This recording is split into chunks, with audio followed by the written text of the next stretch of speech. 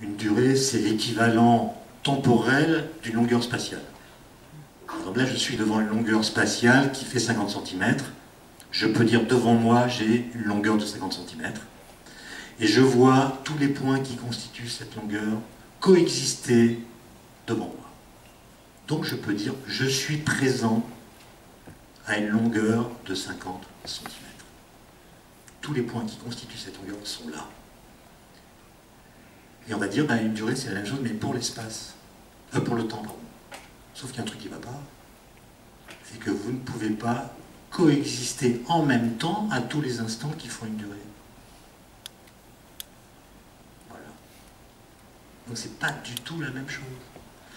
Et donc si vous saviez ce qu'est une durée, si vous saviez comment se construit une durée, vous sauriez répondre à la question du moteur du temps et peut-être même à celle de la nature du temps. Mais la vérité est que personne n'en sait rien. Ce qu'on appelle une durée, c'est le truc le plus vertigineux qui soit. Personne ne sait comment ça se construit. Puisque vous ne pouvez être présent qu'à un seul instant à la fois. Vous ne pouvez pas coexister en même temps à plusieurs instants successifs, précisément parce qu'ils sont successifs.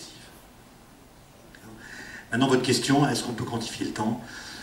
Évidemment, il y a des gens qui le font, j'en parlerai samedi prochain, la géométrie non commutative d'Alain Cohen, etc. Mais toujours, il bute sur une question assez simple. C'est si le temps est discret ou discontinu, je ne sais pas comment vous pouvez l'imaginer, c'est-à-dire qu'il s'écoulerait un peu comme un canal qui est coupé par des écluses.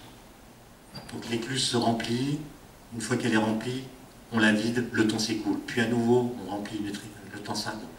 C'est-à-dire que le temps passe de temps en temps.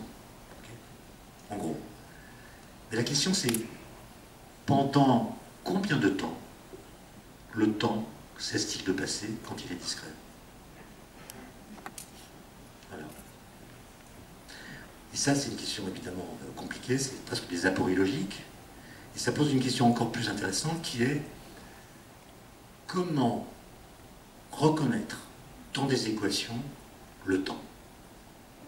Autrement dit, pour pouvoir dire qu'un paramètre qui apparaîtrait dans vos équations sous forme discontinue, ça c'est le temps, il faut déjà savoir ce qu'est le temps. Autrement dit, pour le détecter dans un jeu d'équations, il faut déjà le connaître. Et c'est là qu'on touche aux limites, si vous voulez. De quel droit on va dire tel paramètre qui apparaît dans la théorie des cordes, c'est le temps, plutôt qu'autre chose? C'est la question, si vous voulez, symétrique de celle que je posais tout à l'heure. Pourquoi Newton a appelé ce paramètre le temps, alors qu'il ne ressemblait pas à ce que nous disons du temps? Si vous dites le temps est discontinu, et si vous voyez apparaître dans un nouveau mariage théorique entre la physique quantique et la relativité un truc discontinu nouveau, ben vous allez dire c'est le temps.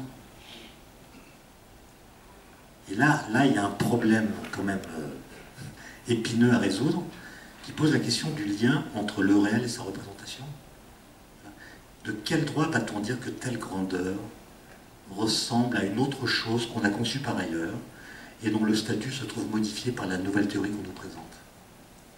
C'est exactement sur ces questions que butent tous les colloques de physique dans lesquels on essaie de quantifier la gravitation ou bien de faire un mariage entre ces deux piliers de la physique qui sont contradictoires entre eux parce qu'ils n'ont pas le même espace-temps. Les gens se battent sur ce genre de questions. Mais aujourd'hui et que demain nous serons demain, nous avons voyagé dans le temps. Autrement dit, pour qu'il voyage dans le temps, il faut s'émanciper du temps cosmologique pour vivre sa vie avec son temps propre. Il faut donc 2 temps. Et quand vous lisez des romans de science-fiction, à la page 10 en général, la contradiction apparaît. Il faut soit penser, c'est une remarque que faisait Alain aussi en critiquant le livre de Wells, La machine à remonter le temps. La machine à remonter le temps, c'est un roman intéressant, mais il ne met pas en scène 2 temps, mais il met en scène 2 mondes. Voilà, 2 mondes. Il y a un premier monde, puis un autre qui glisse par rapport à lui. Donc, un voyage dans le temps, à supposer que le temps soit unique, c'est une chose impossible à raconter. Alors maintenant, Évidemment, on pense tous à certaines choses qu'on a vues au cinéma ou ailleurs. Par exemple, on peut imaginer remonter dans le passé. Par exemple, vous assistez à la bataille d'Alésia vers Saint-Gétorix, Jules César. Vous êtes là à Alésia. Vous voyez les Romains et les Gaulois qui se tapent dessus. Mais vous voyez cela en spectateur, sans pouvoir intervenir sur ce qui se passe. Ça s'appelle le cinéma. Donc la physique, elle autorise le cinéma. D'accord ? Si vous pensez, vous glissez sur l'axe cosmologique pour explorer le passé en tant qu'observateur neutre, c'est autorisé. Par contre, ce qui est interdit par le principe de causalité dont j'ai parlé, c'est de pouvoir intervenir dans la bataille d'Alésia. Imaginez, vous arrivez avec une mitrailleuse, enfin une Kalachnikov, que vous donnez à Vercingétorix avec le mode d'emploi, évidemment que ça change l'issue de la bataille. Mais c'est en même temps une opération très dangereuse. Parce que si l'issue de la bataille est modifiée, les mouvements de population qui ont suivi la défaite des Gaulois vont être eux-mêmes différents. Or, il se peut que la rencontre entre votre père et votre mère soit un résultat lointain des mouvements de population qui ont effectivement eu lieu. Et donc, si vous les changez, en faisant gagner Vercingétorix, vous pourriez créer les conditions de votre non-apparition. Et c'est pour éviter ça qu'on a dit non, on ne peut pas changer le passé.